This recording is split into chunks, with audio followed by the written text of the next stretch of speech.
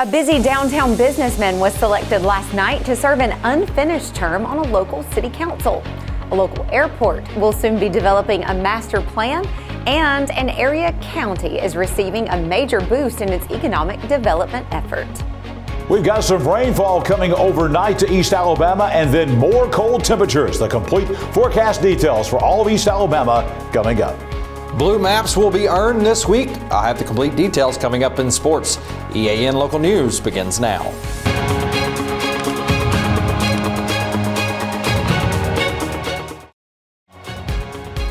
This segment of EAN Local News is brought to you by Waldrop Manufacturing, metal buildings made right here in Calhoun County. Hello, we're glad you could join us. I'm Katie Edwards. Mike Stedham has the evening off. Officials from around Calhoun County met Tuesday to discuss the future of the Anniston Regional Airport. The session was also attended by representatives of the Federal Aviation Administration and the consulting firm of Kimley Horn, which has been hired by the city to help with the project.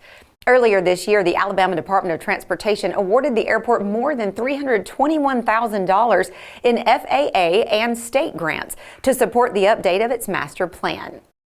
Zach DeVoe of Kimley Horn reported the results of the meeting to the Anniston City Council Tuesday night. It is the long-range transportation plan for the airport specifically. It's the comp plan for the airport specifically. And so it's looking at what the airport is now, who it is now, and looking towards the future into who it wants to be when it grows up in 5, 10, 20 years. And then the incremental steps that are needed in order to get to that point. DeVoe says some work can begin while the master plan is being drafted, especially to repair infrastructure around the facility. The city hopes to receive about $1.7 million next year to fix drainage issues affecting the runway, with 90% of the money coming from the FAA. Currently, the Anniston Regional Airport is certified as an unlimited use general aviation facility with a 7,002-foot runway capable of accommodating large dual-wheel aircraft, including freight transport. Downtown Anniston business owner Lewis Downing was selected Tuesday night to serve the unexpired term of Ward 1 City Council member Jay Jenkins, who resigned in October. Downing, owner of Downing & Sons on Gurney Avenue, was one of 11 applicants for Jenkins' seat and will serve through next August council elections. He was nominated for the job by council member Sierra Smith, who said picking one person among the candidates interviewed was the hardest decision she has made while serving on the council. And this particular individual is someone who I have seen with my own eyes serve this community relentlessly.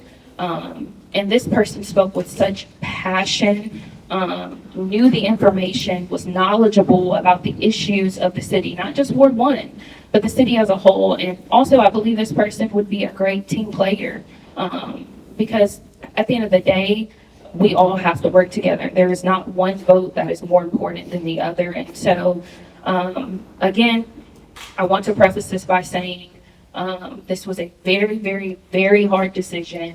But I'm hoping that regardless that we can support whoever is chosen for this position. So with that being said, my nomination is Lewis Downing. The vote for Downing was unanimous, and he will soon be sworn in officially to the council. EAN News asked him after the meeting how it felt to be selected for this office. It feels great. It feels it's humbling to have the confidence of the city council and be entrusted with the operation of the city and what my input and the energies that I can invest in that. I'm very excited. Besides being a business owner, Downing is a community leader with more than 15 years of experience in management and community development. As the owner of Downing & Sons, he's expanded the family-owned business, doubling its growth since acquiring ownership in 2017. He was asked Tuesday night how council can help businesses such as his. As you know, Mike, we're in the historic core of downtown Anniston. I think that one of the main things the city can continue to focus on is keeping momentum downtown, helping reinvest, helping show the potential of investment downtown to lead us forward. Downing already serves as chairman of Main Street Anniston, vice chairman of the Anniston Downtown Development Authority, and is on the boards of both the West Anniston Foundation and the Spirit of Anniston. Calhoun County is receiving a major boost in its economic development effort. Details in just a minute.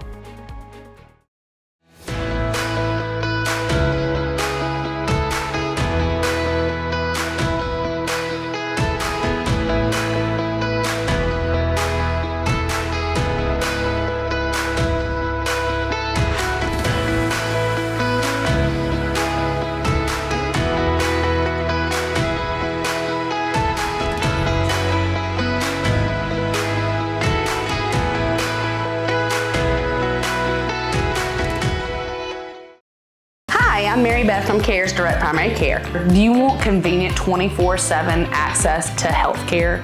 We're available in person, by text, phone, and video visit. Sooner or later, we all get sick. A quick trip to an ER or urgent care can quickly add up to more than the cost of 1 year's membership of Direct Primary Care. If you have a high deductible, you can quickly burn through that before your insurance activates. Join CARE's DPC today.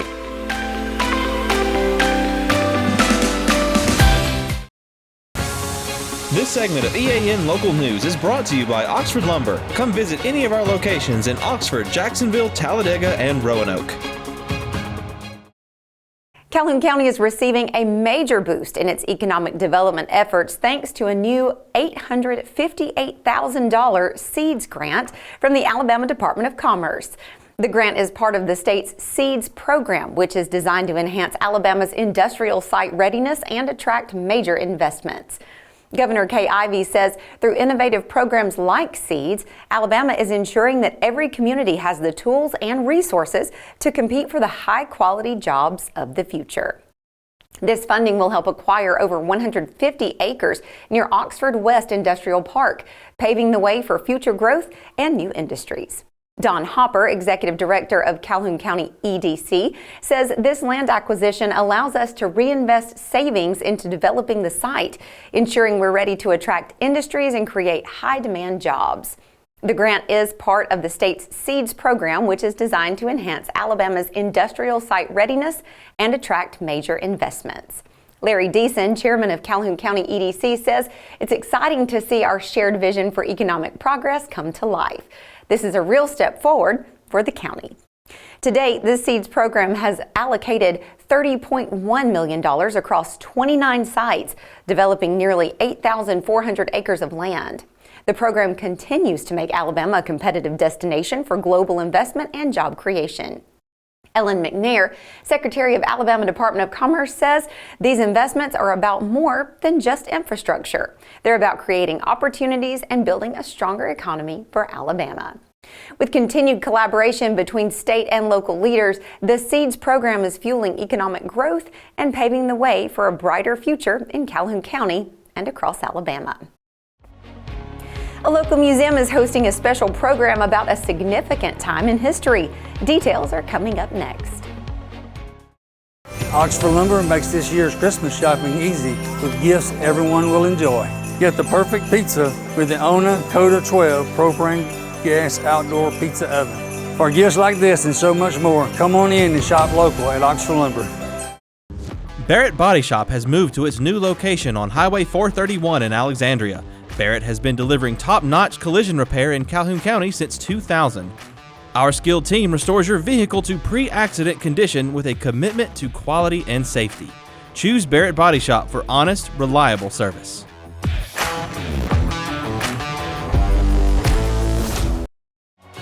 This segment of EAN Local News is brought to you by WM Grocery, located in Heflin, Wadowee, Roanoke, and in Piedmont. On December 7th, the Berman Museum will host a special program to mark the 83rd anniversary of the bombing of Pearl Harbor, a defining moment that led to the United States' entry into World War II. The event, titled Remembering Pearl Harbor, will feature Rear Admiral retired W. Kent Davis as the guest speaker. Rear Admiral Davis, a seasoned military expert, will discuss the historical significance of this attack on Pearl Harbor and its far-reaching effects on both the United States and the world. His insights will provide attendees with a deeper understanding of this pivotal event in history. In addition to the speech, the museum will honor 2 local World War II veterans during the program, paying tribute to their service and sacrifice. This family-friendly event is free to attend, making it an excellent opportunity for the community to come together and remember the bravery of those who served in the war. It also provides a moment to express gratitude for the sacrifices made by our nation's servicemen and women. While remembering Pearl Harbor is free to attend, museum admission is not included in the event. The Berman Museum invites everyone to participate in this meaningful occasion of remembrance. The City of Anniston wants citizens to be aware that a downtown transit advisory will be in effect starting Thursday, December 5th, with delays starting at 8 a.m. Work will be taking place on Noble Street starting at 10th Street all the way down to 14th Street. It'll take place between 8 a.m. and 9 a.m. Well, it certainly has been cool outside lately. Will that be changing? We'll ask John Holder, who is standing by right now in the Camping World Weather Center. John? Katie, yes, cool temperatures going to cold temperatures. We will have the coldest temperatures yet coming in the next 24 to 48 hours. We'll have the complete forecast details for the rest of the work week and the coming weekend next. 'Twas the night before family came into my house and I could feed no one, not even my spouse. I had to think quickly, so I jumped in my car, hoping a solution would not be far. I drove in a panic, thinking my options were slim. Then a calm came over me when I remembered, oh yeah, WM. I pulled in with confidence and nary a fright, knowing deep in my heart WM would make it right. WM had it all, they had everything I need. I waltzed up and down the aisle, my cart as my steed. If something was missing or not to be found, no fear, WM employees' knowledge always is sound. Everything was gathered, my list was checked twice, and after checking out I was shocked. Oh my gosh, what a great price. I could finally go home, my crisis averted, and a sigh of relief knowing supper would not be diverted. So if you have to feed your guest and your outlook is grim, just relax, take a deep breath, and hurry on to WM. Hi, Tim Wilcox here from Buster Miles Ford and Chevrolet. We just want to take a second and wish everybody at home a Merry Christmas. We know this time of year things get busy, travel, holiday plans. We want to make sure that you're not worried about your car. So we're offering complimentary service vehicle pickup and return. So we'll pick it up from your home or your work. We'll bring it back to you when it's completed. All you have to do is let us know when you set your appointment. Safe travels to everybody at home. Happy holidays and a Merry Christmas.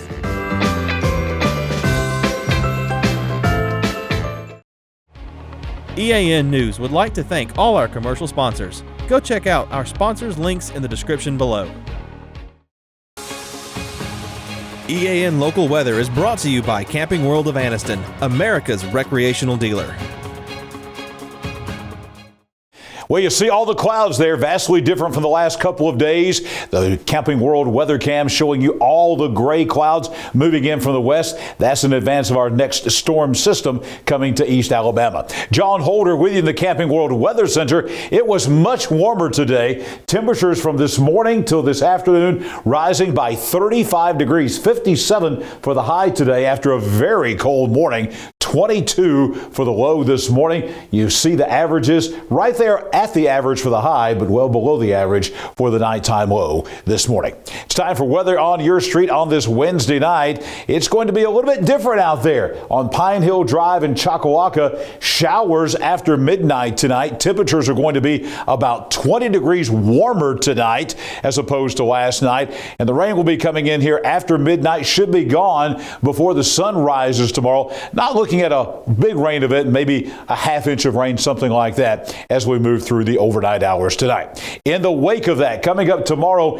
if you're on Veranda Trace in Hoax Bluff, that's right there on the Coosa River. It is going to be cold tomorrow afternoon on the Coosa. We've got temperatures rising to about 51 degrees. Our high tomorrow is going to be around 11 o'clock. After that, temperatures are going to fall all afternoon. We'll wind up actually in the upper 30s by sunset tomorrow. Winds 15 to 25 miles per hour at times, blowing in on Veranda Trace off the Coosa River in Hoax Bluff tomorrow afternoon. And as we look ahead to Friday and the start of the weekend, not a whole lot to get excited about, folks. Sun and cold, that's the two words for Friday on Turner Road in cold water. It is going to be cold. Temperatures are going to stay in the 40s all day once again. despite maximum sunshine on Friday, get ready for another blistering cold day coming up all day Friday. Here's the 7-day forecast for all of East Alabama. We're kind of on a bit of a weather roller coaster, if you will. Some clouds tomorrow in the morning, sunshine in the afternoon. Not too bad in the morning. 42, as we said, for the low, 51 by lunchtime. Temperatures dropping from there all the way to 21 tomorrow night and Friday morning. The coldest temperatures yet. Some folks will be in the upper teens early on Friday morning. About 44, the best we can do for a high on Friday afternoon. Another cold night Friday night, down to 24. We're back in the 50s on Saturday. By Sunday, clouds will be increasing. A small chance of rain late in the day on Sunday afternoon towards sunset. But look at that high. We're back at 61 degrees. Then we've got widespread rainfall coming in here. We could easily have a couple of inches of rainfall from Sunday night through the day on Tuesday. Best chance during the day on Monday, an 80% chance of rain, a 50-50 chance of rain continuing during the day on Tuesday. Look at those high temperatures. Look at the lows here. 50 Monday morning, 56 on Tuesday morning, and those highs will be in the 60s, mid-60s, around 64 to 65 degrees on Monday and Tuesday. Things cool off a little bit, but this next cool front that's coming through is not going to be as intense as the last 2 or 3 we've had, so temperatures backing off to highs in the 50s, nighttime lows in the 30s, and that's about average for what will be approaching the middle part of December here in East Alabama.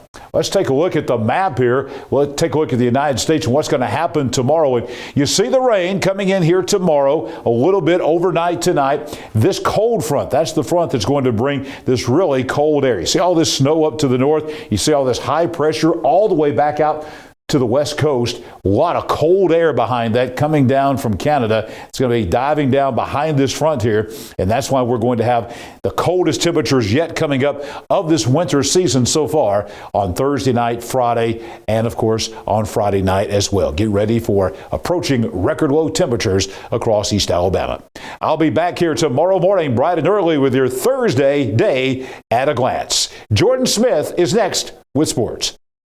Coming up in just a moment, we'll get you caught up on basketball action from last night, including the White Plains Wildcats as they hosted Cleburne County.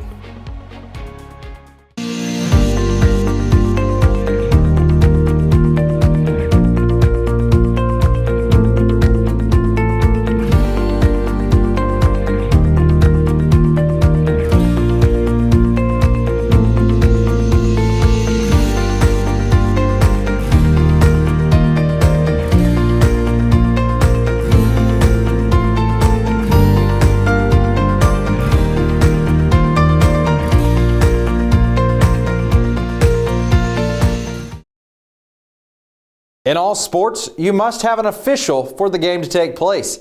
As the Super 7 championships begin this week, East Alabama has 7 officials from the East Central District that will have the privilege to suit up one more time for the 2024 football season. Justin Malacote is one of those officials that will be on the field tomorrow for the Class 1A state championship game. Tomorrow's game will also mark the second time that Malacote has been selected for the Super 7. I think for your high school career, as an official, I think it's one of the highest achievements you can receive, and it's such an honor. There's a lot of really good officials out there in our district and in our state, and to be one of the 49 to be selected to be on the field is a huge honor. Don't take it for granted one second, but it's a huge accomplishment professionally, and I'm very, very honored to be selected. The rest of the officials that will join Malacote in tomorrow's Class 1A championship game is referee Kenneth Breeding. Umpire will be Scott Murphy. Linesman Jim Burns. At line judge will be Jamie Miller. Justin Malacote will be the field judge. The side judge is Chad Hoffman, and the back judge is Jason Wood. While there is also a need for officials, Malacote says that this is more like a brotherhood, and being official makes an everlasting impression on each other's lives. I officiate because I love the game, and there is a dire need for officials. But 16 years ago is when I started. I was brand spanking new out of high school, And so I want to stay involved in the game, and this was the perfect way for me to join. I've built a lot of great friendships through officiating, and friendships that'll last a lifetime. Matter of fact, some of the officials that I started calling with, they were in my wedding or came to my wedding, and so it's something that you try to explain to people, the bond and the brotherhood, and it's hard to explain, but it's no greater feeling than to go out there on a Friday night, or even on a Monday, Tuesday night, or a Saturday for a Little League. We even cover those. But there's nothing better than to go out there with your friends and have a great time, call a game, get to watch a great football game, and just come back and reminisce. For the past 5 years, the number of officials have fallen off, and in many states, games have been canceled due to the lack of numbers of officials. Malakote says if you've ever thought about giving it a try, you should. I'd say give it a shot. I mean, there's no greater reward to me than to see kids getting to play a game because we're there. They can't play without officials. It just can't happen. And so there's a lot of criticism. Yes, there is. But with that also, I'll say this to the fans. Don't be so hard on the officials if you understood the time and the effort that we put into this. There's a lot that goes behind the scenes. A lot of meetings, taking tests, film work. These guys, when they go, or females even too, when they go out there on Friday night, Monday or Tuesday, they're not perfect, by no means. But they're there because they love the game and because they want to be a part of what your child is participating in. Tonight marks the start of the Super 7 matchups at Protective Stadium in Birmingham. Let's take a look at some of those matchups. Beginning tonight, Central Phoenix City will take on Thompson in the 7A matchup. Thursday, starting at 11 o'clock in the 3A matchup, Houston Academy will take on Mars Hill. In the 1A matchup, Wadley will take on Maplesville. And rounding out Thursday night will be at 7 p.m., Moody takes on Montgomery Catholic. On Friday in Class 4A action, the Cherokee County Warriors look to take on Jackson at 11 a.m. At 3 p.m., Reeltown and Tuscaloosa Academy will go at it in the 2A game. And the nightcap for Friday is the 6A matchup between Saraland and Parker. That begins at 7 p.m. Moving over to basketball action from last night, the White Plains Wildcats hosted the Cleburne County Tigers in both boys and girls action, and both games were thrillers. Starting on the girls' side of the ball, the Lady Wildcats defeated Cleburne County 49-48 to improve to 2-4 on the year. Abby Dickerson and Brooksley Tilker led the Wildcats in scoring with 11 points. Ella Ponder had 9 points on the night, including 2 from three-point land. And Savannah Phillips rounded out the Wildcats with 7 points. For the Tigers of Cleburne County, Hannah Turley had a career high in points last night with 28, 18 of those which came in the second half. Emma Williamson followed with 11 points, Courtney Allred with 6 points, and Amelia Williams with 5 points on the night. White Plains outscored the Tigers 17-9 in the first quarter, but Cleburne County had a big second quarter with 13 points to 5, tying the game at halftime. The Lady Wildcats will be back at home on Friday against the Weaver Bearcats. We called up with the White Plains varsity girls basketball coach Clayton Sprayberry after the game. All right, so coming out of the half, it was tied. Heflin's, they play hard. They're a gritty team. Hannah Turley for them, number 33, extremely good player. But, we were down 5 with, I think, about 3 minutes and 15 seconds to go. Callie hit a big 3. Chloe Cromer hit a big 3. Next thing you know, we're up by 1. Abby Dixon, I can't say enough about her hustle and her effort. And, Ella Ponder, she's a point guard. She keeps us out of the ditch. She does a great job of it. In the boys' action, White Plains would also go on to win in overtime over the Tigers, 43-38. It was a 17-14 game at the halftime break with the Wildcats leading before the Cleburne County Tigers went on to a 14-5 run in the third. Leading scorer for the Wildcats was Ethan Turner with 13 points, 9 of which of those came in the fourth quarter. Cash Pritchett was not far behind with 10 points, and Bryson Cheatwood was good for 6 points. Matthew Wilson led the Tigers with 18 points on the night. Lyric Ware followed with 11, and Caven Bates with 8 points on the night. White Plains will be back in action Thursday night against Jacksonville. We caught up with Coach Chris Randall of the White Plains Wildcats after the game. You know, we have some seniors, but we're inexperienced. We have 6 seniors, but none of them have ever started a varsity game until this year. I look out there in overtime, we have 2 freshmen and a sophomore playing, and so we're going to make some young mistakes, and that's part of it, and that's okay. I love this team. They try hard. They come to work every day. They treat each other right. And, man, I could tell we were nervous, but we made enough plays. We kind of relaxed defensively and made enough plays to get the win. And it's just going to be a growing process. We're going to learn day by day. We'll have a good day at practice tomorrow. We're going to take some lumps. But in the meantime, we just want to get a little bit better every single day. And hopefully in January, things will catch up. We'll start knocking down some shots and make a run.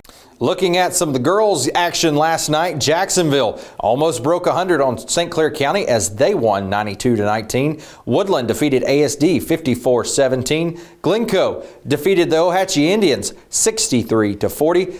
Sandrock defeated Piedmont in a close game 57-53, and Ramsey defeated Gadsden City 59-38. Some more scores in girls action last night. It was Gaston over Westbrook Christian 65-58. Alexandria lost one to Sardis 60-31, and Faith Christian beat Raglan 50-34. In boys action last night, it was the Golden Eagles of Jacksonville defeating St. Clair County by 2, 59-57. Spring Garden won a big one, 76-43 over the Weaver Bearcats. Woodland also defeated the boys of ASD 41-23. Glencoe got the win over the Indians of Ohatchee 70-54. Cedar Bluff beats the Panthers of Welborn 62-58, and the Piedmont Bulldogs roll over Sandrock 64-60. In other action last night, it was Ramsey over Gadsden City 55-54. Westbrook Christian picks up the boys game over Gaston 62-50. Same thing for Alexandria. They defeat Sardis 76-55.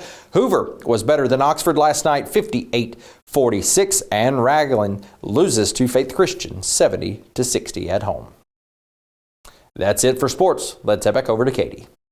Thanks for that update, Jordan, and thank you for watching us today. You can find us every weeknight on Facebook and YouTube, our website, and on Rumble. Just go to the platform of your choice, watch our news, sports, and weather coverage whenever it's convenient for you. We'll see you back here Thursday for your news on your schedule.